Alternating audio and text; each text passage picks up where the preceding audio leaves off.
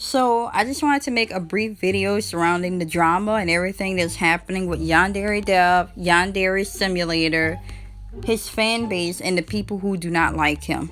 So, the latest thing that has happened was YandereDev released an apology.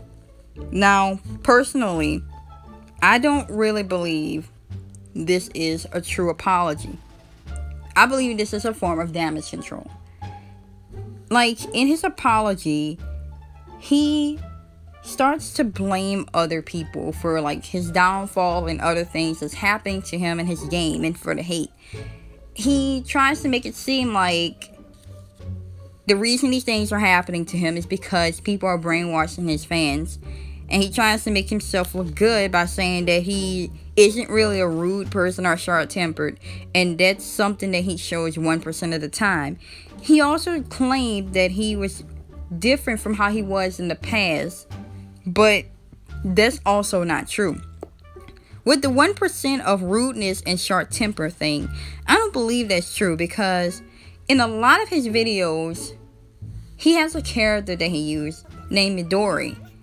He stated that Midori was a character to represent fans that he thinks ask him very stupid and annoying questions. This became a running gag in a lot of his videos, and he even goes to kill this character in his videos, and he makes it obvious that this character is annoying, and that character is representing fans. I actually think that it's very unprofessional of him to do that, because he's bashing a certain part of his fandom.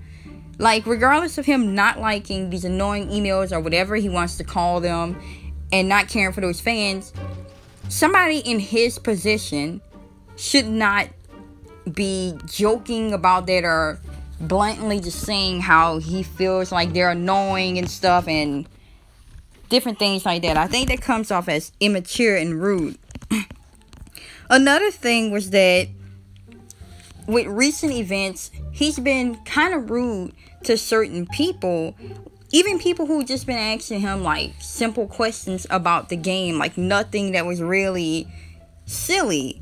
Like actual concerns he's been rude about to these people or cursing at them. Another thing that I don't really think is true is him changing from his past.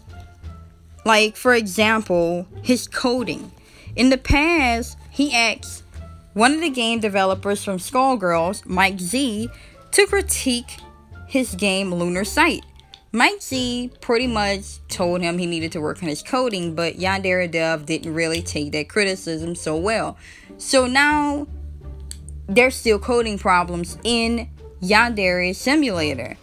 Like, people who can read codes have been talking about the different problems that he's been having in this game with these bugs and different things because of his codes, and saying that slows him down. I have a friend who knows how to read codes because she wants to be a game developer. So I was showing her one of YandereDev's codes, and she was saying that it was just very inconsistent, and the way he codes would cause him a lot of problems if he didn't figure out how to correct those problems and how to code in a better manner. Another thing that YandereDev gets ragged on a lot is being a pervert. And some people say, oh, well, you know, he's just a human. You shouldn't really attack him for that. You know, that was the past. But the issue is, it's not really the past. Like, he still does some of this stuff. Like, the most recent thing I know that he's done that I personally find to be out of line was when he told a volunteer that he was pretty much going to replace him with another sexual deviant. This volunteer felt uncomfortable with the things YandereDev wanted them to draw. So the volunteer decided to leave, and YandereDev told this volunteer, like, I don't know the exact words, but he pretty much told the volunteer that he was a sexual deviant. So he's going to replace that volunteer with another sexual deviant. Yet again, I think this is very unprofessional to do and to tell somebody. Like, with the position that he's in, he shouldn't have said that. He shouldn't have been trying to get these people to do, like, perverted things. I just don't see the reason why he wanted them to do these perverted things surrounding this game. Also, another thing, he lied about different things in this apology. Like, one thing was the comment section. He was trying to say when he released his Osana video, Where's Osana, that there were like a lot of rude comments, but it actually was the exact opposite. It was like his typical comment section. The majority of the comments were nice. There were like a few comments that could be seen as rude, and there was criticism. There was like constructive criticism. I think that he started to panic because of some of the constructive criticism comments and genuine concerns about where this character is, because this game has been out for like 4 years and his first rival isn't implemented. And there's some discrepancies in what he says about implementing this rival, because he says he does not want to implement Osana because he doesn't want to make it feel like you're killing somebody like Coconut.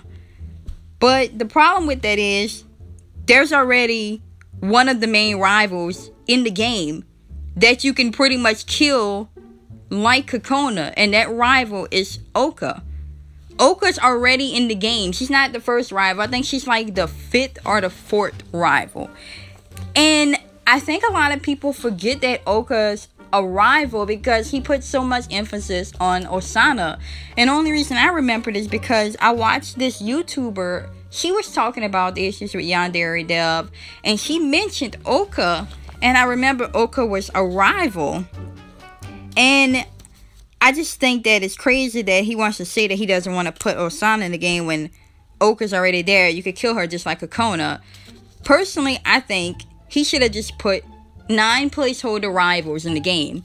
Tell the fandom that they were just placeholders. They were not real rivals. And that the real rivals were going to be implemented later on in the game instead of putting the actual rivals in the game. I think if he would have implemented the placeholders, it would have helped his development go by a little bit faster, and it wouldn't have been taking as long as it's taking currently.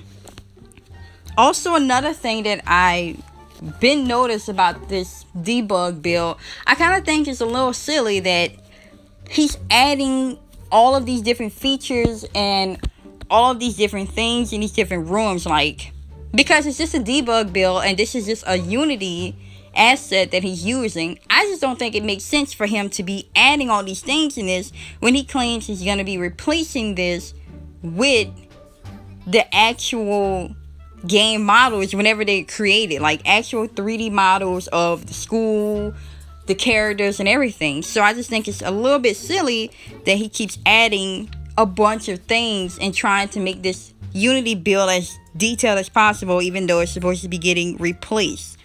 Another thing that I think is messing him up is the way it seems as if he's trying to add the actual full entire story into this debug build. And I questioned this when I was a fan of his. I was like, okay, well, the way he's doing this, he's making it seem like this is how the real game is going to be. And I'm like, if this is exactly how the real game is going to be, if this is the exact story, what's the point of buying the game when it comes out? I mean, the only reason I said that was because if it's just like the debug build, you give your fans no type of excitement. And now he's trying to tell people, like, follow the development or don't follow the development. Like, personally, I don't think he should have came out with that last video about how long does it take a video game to be created. Another problem was, honestly, he shouldn't have never implemented a time for the game to be finished, because now he's trying to backpedal on when the game's going to be finished, and it's because he's just taking too long. Like, the game definitely couldn't have been finished by next year because he's still in Unity build 4 years after the game started.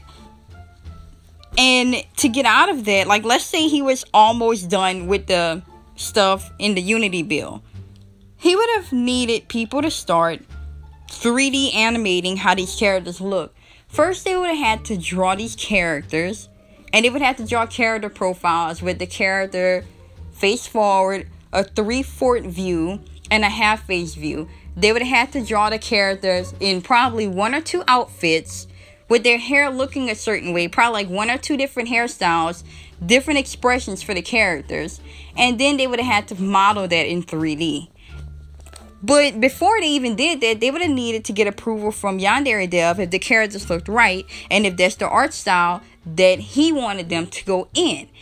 Then they would have had to model these things in 3D.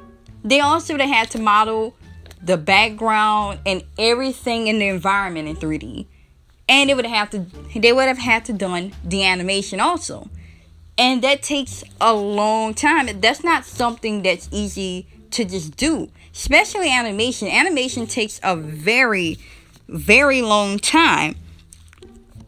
Also, I really think he's taking forever because he's being lazy. Like, I know he tried to address that in his social apology, but I'm just having a hard time believing him about not being lazy, especially when there's people who have made mods or made like games that was inspired by his game, and it seems like their development has progressed further than his or looks better than his game, and they haven't even been making their stuff for 4 years. Like, one example is Watashi no Mono, and this game is still being developed, but it's inspired by Yandere Simulator, and it has its own story. Like, it's kind of like based off of stuff that's happening with Yandere Sim, but not exactly. Like, the girl is already dating the guy, but he's starting to lose interest in her, and he's starting to like 9 other girls, and she has to eliminate them basically. But looking at the game, like, the animation looks better, the quality looks better. It just looks so much better than Yandere Simulator. And this person hasn't even been developing this that long. There's people who have made mods of Yandere Simulator, and they haven't even been making their mods as long as YandereDev has been making Yandere Simulator. So he has no excuse. I don't think he has a consistent schedule. Like, a consistent schedule to me would be him working Monday through Saturday, 9 a.m. to 5 p.m. And that's time making the game. He can probably take a lunch break at like maybe 12 to 1 or like 1 to 2. And after he's done, like, he can take a break like at 5 p.m. and then he can go streaming. Sunday is his break day where he can do whatever. He can chill, you know, he's off on that day. But I don't think he has a consistent schedule. And now people are coming for him because he's just streaming. He streams all the time and stuff. And he's trying to say that his streaming isn't getting in the way, but something's getting in the way because he is taking incredibly long with this game process. Another thing people were talking about, and what he talked about on his blog, was tiny build. And what he pretty much said was what people had already speculated and what people knew, that his I'm trying to think of the word. His partnership was terminated with Tiny Build. And I'm really thinking it was because he didn't understand their codes. Like, he tried to explain himself on his blog, but I'm thinking it really was just he didn't understand the code, and he didn't want to ask Tiny Build to explain themselves. Personally, I think he should have just asked them to explain how they were coding the game to help him so that he can understand it.